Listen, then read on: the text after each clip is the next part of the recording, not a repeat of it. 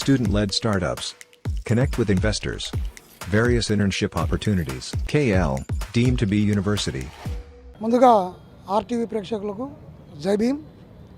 నిజంగా ఈరోజు ఒక పండగ వాతావరణం ఉంది. ఇక్కడ సంక్రాంతి కొంత లేట్గా వచ్చిందన్నట్లుగా ఉంది ఈ వాతావరణం చూస్తూ ఉంటే. ఇది డాక్టర్ బాబాసాహెబ్ అంబేద్కర్ గారి యొక్క విగ్రహం, స్టాచ్యూ ఆఫ్, ఇది symbol of knowledge doctor BR Ambedkar గారు. అంటే మరి 206 అడుగులతో మరి ఆంధ్రప్రదేశ్లో ఎక్కడ భారతదేశంలో ఎక్కడ లేని విధంగా డాక్టర్ బిఆర్ అంబేద్కర్ గారి విగ్రహాన్ని ఏర్పాటు చేయడం నిజంగా మాకు చాలా సంతోషకరమైనటువంటి విషయము. ఎందుకంటే యావత్ ప్రపంచ దేశాలే బాబాసాహెబ్ అంబేద్కర్ గారిని ఒక సింబల్ ఆఫ్ నాలెడ్జ్గా, ప్రపంచ దేశాలే ఒక మహాజ్ఞానిగా గుర్తించారు. ప్రపంచంలో మేధావులు ఎంతమంది అని చెప్పేసి సెర్చ్ చేసినప్పుడు కొలంబియా యూనివర్సిటీ మరి మొట్టమొదటి స్థానంలో డాక్టర్ బిఆర్ అంబేద్కర్ గారు ఉన్నారు.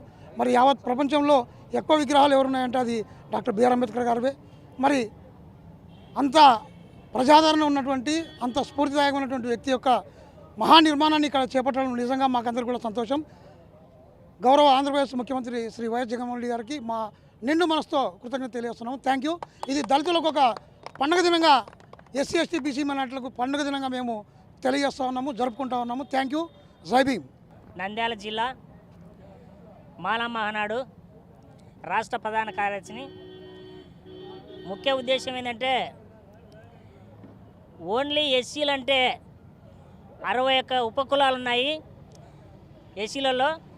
ఆ 61 ఉపకులాలకే మాత్రమే కాదు డాక్టర్ బిఆర్ అంబేద్కర్ సామాజిక వర్గాలంటే ఓన్లీ ఒక ఎస్సీ ఎస్టీ బీసీ మైనార్టీలే కాదు. దీంట్లో బడుగు బలహీన వర్గాలంటే రెడ్డి సామాజిక వర్గంలో కూడా, అంటే పేదవాళ్ళు ఎవరైతే ఉన్నారో వారు కూడా ఈ సామాజిక వర్గానికి అర్హులే. కానీ రెడ్డి సామాజిక వర్గం మేము గొప్పలము అది ఇది అనుకుంటున్నారు. అది కాదు.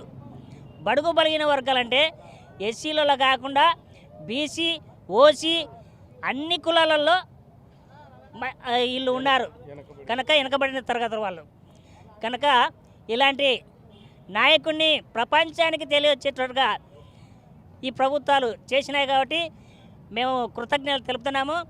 కనుక ఇలాంటివి ఆయన స్ఫూర్తి జరుపుకోవాలంటే, ఆయన అడుగుజాడలు నడుచుకోవాలంటే ప్రతి ఊళ్ళో ఒక విగ్రహ ఆవిష్కరణ చేయాలని ఈ ప్రభుత్వాలకు మేము డిమాండ్గా చేస్తున్నాం. ఈ సందర్భంగా భారీ విగ్రహం ఈరోజు ఆవిష్కరణ కాబోతుంది. సీఎం జగన్మోహన్ రెడ్డి చేతుల మీదుగా సాయంత్రం ఆవిష్కరణకు నోచుకోబోతుంది. ఎలా అనిపిస్తుంది మీకు? మాకు చాలా సంతోషకరమైన వార్త ఇది. ఆంధ్రప్రదేశ్ ముఖ్యమంత్రి జగన్మోహన్ రెడ్డి గారు అసలు కులమతం లేకుండా అందరినీ సమానంగా, ఎస్సీస్ అయితే చాలా సంతోషపడుతున్నారు. ఈరోజు మన ఆంధ్రప్రదేశ్లో ప్రతి ఒక్క ఎస్సీ కూడా గర్వించుకోవాల్సినటువంటి దినం ఈరోజు. మరి ఏ ప్రభుత్వం కూడా ఇదే మొదటిసారిగా, అందులో విజయవాడ అనేది చాలా ముఖ్యమైన పట్టణము మన ఆంధ్రప్రదేశ్లోనే. ఈ ముఖ్య పట్టణంలో ఈ 125 యొక్క విగ్రహాన్ని ఆవిష్కరించేది ప్రతి ఒక్క ఎస్సీసీకి కూడా, ఈ ఆంధ్రప్రదేశ్ ప్రతి ఒక్క ఎస్సీసీకి కూడా ఒక కిరీటం పెట్టినట్లే ప్రతి ఒక్కరికి కూడా. ఆ తర్వాత మరి ఈ యొక్క ప్రాంతంలో ఉన్నటువంటి లీడర్స్ మా చిత్తూరు పట్టణంలో ముఖ్యంగా విజయానంద రెడ్డి మాకు అన్ని విధమైన సౌకర్యాలు చేసి మమ్మల్ని ఈరోజు ఇక్కడికి రప్పించడానికి ఆయన కృషి చేశారు. అందులో కొరకు కూడా ఆయనకు వందనములు.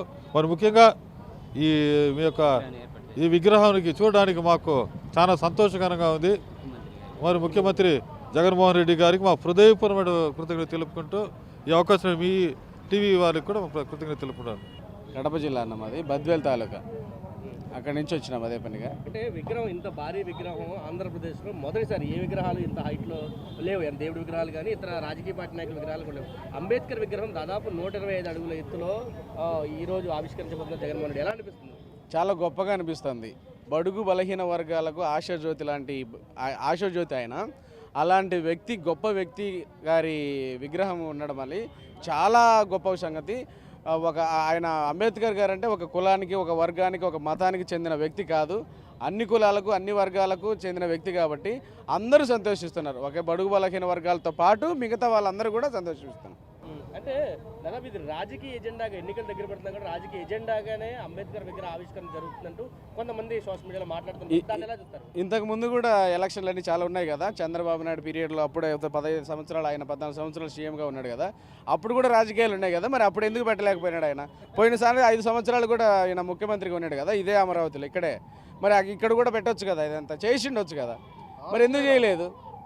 మరి రాజకీయ ఎజెండా చేయాలంటే ఆయన కూడా రాజకీయ లబ్ధి పొంది బడుగు బలహీన వర్గాల ఆశజ్యోతి కదా, ఆయన బయట పెట్టి అందరి ఓట్లు ఆయన కూడా కుమ్మరించవచ్చు కదా, ఆయన అనుకోలేదు, మరి ఆయన చేసుకోలేదు. మరి ఈయన రాజకీయాలు పులుముతున్నారు, కావాల్సిన ప్రతిపక్షాలు అట్లా ఆరోపిస్తున్నాయి అంతే. ఇది రాజకీయాలకు వ్యక్తిని కాదు, ఆయన కేవలము అంబేద్కర్ ఆశయాలు ఒక సచివాలయాల ద్వారా, ఆర్బీకేల ద్వారా, ఈ ఈ సచివాలయ సిబ్బంది నాడు నేడు ద్వారా, ఈ వాలంటీర్లు, ఇదంతా ప్రజలకు ఆయన అందించే సేవ, అట్లా అంబేద్కర్ ఆశయాలు ఆయన ప్రజల ముందుకు తీసుకుపోతున్నాడు. కాబట్టి ఇది ఆ విధంగా రాళ్ళేస్తున్నారు అంతే. నమస్తే, నా పేరు అమర్నాథ్. కడప డిస్టిక్ నుంచి బద్వేల్ నుంచి వచ్చాము. ఎందుకు వచ్చామంటే ఇంత గొప్ప కార్యం జరుగుతున్నప్పుడు ఇక్కడికి రావడం అనేది మా ధర్మం. ఎందుకంటే జగన్మోహన్ రెడ్డి గారు చేస్తున్నటువంటి పేదల పట్ల నిజమైన సామాజిక న్యాయాన్ని ప్రజలకు అందిస్తున్నారు. అంటే ఇప్పుడు భారతదేశం స్వతంత్రం వచ్చినప్పటి నుంచి అంబేద్కర్ గారు భారత రాజ్యాంగం రచించినప్పటి నుండి కూడా భారతదేశంలోనే ఏ రాజకీయ వ్యక్తి కూడా ఇంత గొప్పగా ప్రజల పట్ల అంబేద్కర్ గారి కలల కన్నా ఆ సామాజిక న్యాయాన్ని ఇంతవరకు ఏ రాజకీయ నాయకుడు భారతదేశంలోనే ఎవరు చేయలేదు, ఎవరు మొదలు పెట్టలేదు కూడా. అది కేవలం ఒక జగన్మోహన్ రెడ్డి మాత్రమే దక్కింది. జగన్మోహన్ రెడ్డి మన ముఖ్యమంత్రి జగన్మోహన్ రెడ్డి గారికి మాత్రమే దక్కింది. అది చాలా గొప్ప విషయం. ఎందుకంటే ఇప్పుడు చూసుకుంటే నాడునుడి విషయంలో కానీ, సచివాలయ వ్యవస్థ కానీ, ఆర్బీకేల వల్ల కానీ, ఆరోగ్యశ్రీ కార్డుల వల్ల కానీ ఇది ఖచ్చితంగా పేద ప్రజలకు చాలా ఎంతో ఉపయోగపడుతుందంటే ఇదే న్యాయాన్ని, సామాజిక న్యాయాన్ని రాజకీయ పరంగా చూసుకున్న ఈయన ఇప్పుడు ఒక మంత్రులు కానీ ఎస్సీ ఎస్టీ బీసీ మైనార్టీలకు ఎంత ప్రాధాన్యత ఇస్తున్నారో, ఎంత వాళ్ళను డెవలప్మెంట్ చేస్తున్నారో, ఎడ్యుకేషన్ పరంగా పిల్లలకు ఎంత ఈ విధంగా గొప్పగా చేస్తున్నారో అనేది ఈ అంబేద్కర్ గారి రాజ్యాంగాన్ని తూచా పాటించే వ్యక్తి జగన్మోహన్ రెడ్డి గారు. కాబట్టి ఇంత గొప్ప కార్యక్రమాన్ని చేస్తున్నప్పుడు మేము రాకుంటే బాగుండదని వచ్చినాము. ఇంత దూరం చాలా సంతోషంగా ఉందండి. ఇప్పుడు మా జిల్లా నుంచి ఒక 20 బస్సులు వచ్చినామండి. ఒక్కొక్క బస్సుకు వచ్చేసి 50 మంది పైనే వచ్చినాము. అంటే ప్రభుత్వం బస్సులు పెట్టిందా లేదా మీ సొంతంగా? లేదండి మేము అక్కడ ఉన్న వాళ్ళు గ్రౌండ్ లెవెల్లో మేమంతా మాట్లాడుకొని కమ్యూనికేట్ పరంగా వచ్చేసామండి ఇక్కడికి. 125 అడుగుల భారీ విగ్రహాన్ని ఆవిష్కరించబోతున్నారు జగన్మోహన్ రెడ్డి. దాదాపు తెలంగాణ కూడా దాదాపు 125 అడుగుల విగ్రహాన్ని ఏర్పాటు చేశారు. ఇక్కడ కూడా అదే స్థాయిలో విగ్రహాన్ని ఏర్పాటు చేయడం, ఈ పార్కు లేదా సందర్శన ఇవన్నీ ఎలా అనిపిస్తుంది? అంటే విజయవాడలో మెయిన్ రోడ్లో భారీ విగ్రహాన్ని ఏర్పాటు చేయడం ఎలా అనిపిస్తుంది? చాలా సంతోషం అనిపిస్తుంది. ఎందుకంటే ఈరోజు ఎస్సీ ఎస్టీ బీసీలు మైనార్టీలు ఆయన రచించిన రాజ్యాంగం వల్లే కాస్తో కూస్తో రాజకీయంగా, ఆర్థికంగా, సామాజికంగా ఎదుగుతున్నారు. అటువంటి పరిస్థితుల్లో ఎప్పుడో జరగాల్సిన పనులు ఇవన్నీ ఆయన్ని స్ఫూర్తిగా ఎస్సీ ఎస్టీ బీసీ ముఖ్యమంత్రులు ఉన్న కాడ కూడా ఇంత పెద్ద విగ్రహం ఏర్పాటు కాలేదు. ఈరోజు జగన్మోహన్ రెడ్డి గారు ఆయన స్ఫూర్తితో ఎస్సీ ఎస్టీ బీసీ మైనార్టీలకు రాజకీయంగా, ఆర్థికంగా, సామాజికంగా పైకి రావాలని చెప్పేసి ఆయన ప్రయత్నాలు రాజకీయంగా పదవులు ఇస్తూ నామినేటెడ్ పోస్టులు అయితేనేమి అందరికీ దీన్ని మన అంబేద్కర్ గారి సూచనలు, ఆశయాలు పాటిస్తూ వారికి న్యాయం చేస్తున్నాడు. కాబట్టి ఈ స్ఫూర్తి రాబోయే రోజుల్లో అందరికి కలగాలని చెప్పేసి ఈ విజయవాడ నడిబొడ్డున ఇంత భారీ ఖర్చుతో ఇంత పెద్ద ఎత్తున విగ్రహం ఏర్పాటు చేయడం ఎస్సీ ఎస్టీ బీసీ మైనార్టీలకు చాలా సంతోషం. అంటే జగన్మోహన్ రెడ్డి ప్రభుత్వం వచ్చిన తర్వాత ఎస్సీ ఎస్టీ సప్లా నిధులు ఆపేసింది అని చెప్పి ప్రతిపక్షాలు విమర్శిస్తున్నాయి. విగ్రహాలు పెడితే ఎస్సీలకి న్యాయం జరగదంటూ కూడా మాట్లాడుతున్నారు.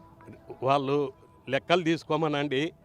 ఎస్సీలకు ఎస్టీలకు బీసీలకు గతంలో ఎంత మేలు జరిగింది చంద్రబాబు పాలనలో, ఈ 5 సంవత్సరాల్లో ఎస్సీ ఎస్టీ బీసీ మైనార్టీలకు ఎన్ని నిధులు కేటాయించారు అనేది రికార్డు పరంగా కూడా ఎక్కువ నిధులు ఈ జగన్మోహన్ రెడ్డి గారి హయాంలోనే. అంటే వాళ్ళు ఏదో సబ్ ప్లాన్ అని పెట్టి కొద్దిమంది ఎస్సీలకే, ఒక ఊర్లో ఒకరిద్దరికి, ఒక గ్రామంలో బీసీలకు ఒకరిద్దరికి, బీసీ కార్పొరేషన్ అంటూ ఎస్సీ కార్పొరేషన్ అంటూ ఒకరిద్దరికి ఇచ్చేవాళ్ళు.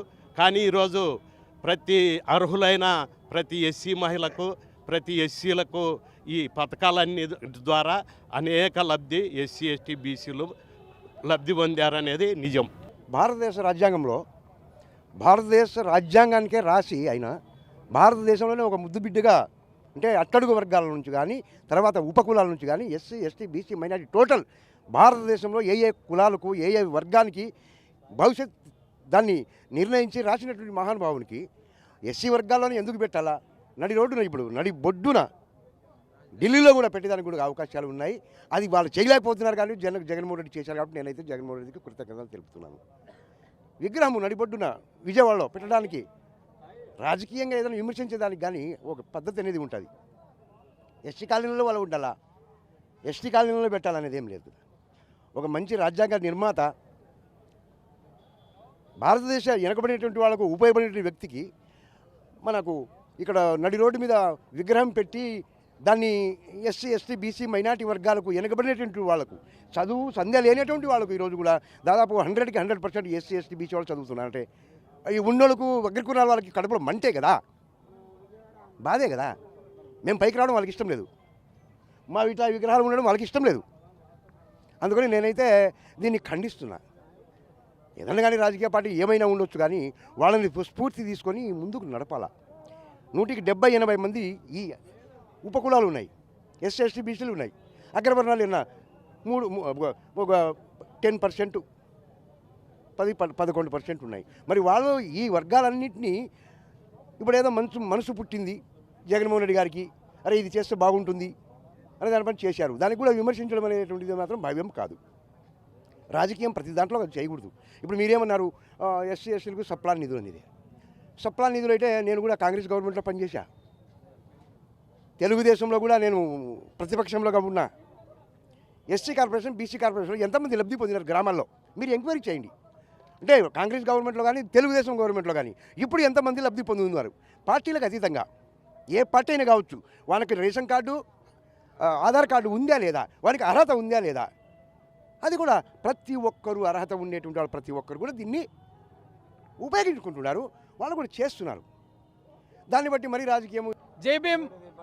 జై భీము జోహార్ డాక్టర్ బిఆర్ అంబేద్కర్ గారు ఈరోజు భారతదేశంలోనే 26-27 రాష్ట్రాల్లోనే ప్రత్యేకంగా ఆంధ్రప్రదేశ్ రాష్ట్రంలో డాక్టర్ బిఆర్ అంబేద్కర్ విగ్రహాన్ని ఇంత విజయవాడలో నడిబొడ్డున నిర్మించడము నిజంగా మా ముఖ్యమంత్రి జగన్మోహన్ రెడ్డికి శతకోటి వందనాలు తెలియజేస్తున్నాం.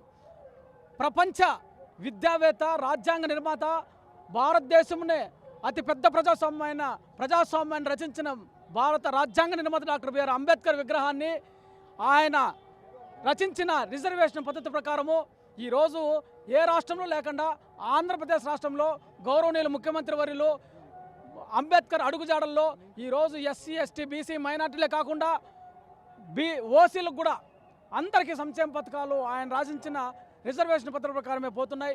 ఈరోజు తెలుగుదేశం కాదు, వైఎస్ఆర్సీపీ కాదు, బీజేపీ కాదు, జనసేన కాదు, కాంగ్రెస్ పార్టీ కాదు, ఏ పార్టీలో ఉన్నా కానీ మాకు ఓటేయకపోయినా కూడా పర్వాలేదు, ఇటువంటి మాకు పేద ప్రజలే దిక్కు అనే ఉద్దేశంతో ఈరోజు నిజంగా చెప్పాలంటే భారత రాజ్యాంగ నిర్మాత రిజర్వేషన్ అమలుపరుస్తున్న గొప్ప మనిషి భారతదేశంలోనే ఆంధ్రప్రదేశ్ గౌరవనీయులు డాక్టర్ మన జగన్మోహన్ రెడ్డి గారు అని చెప్పేసి తెలియజేసుకుంటున్నా.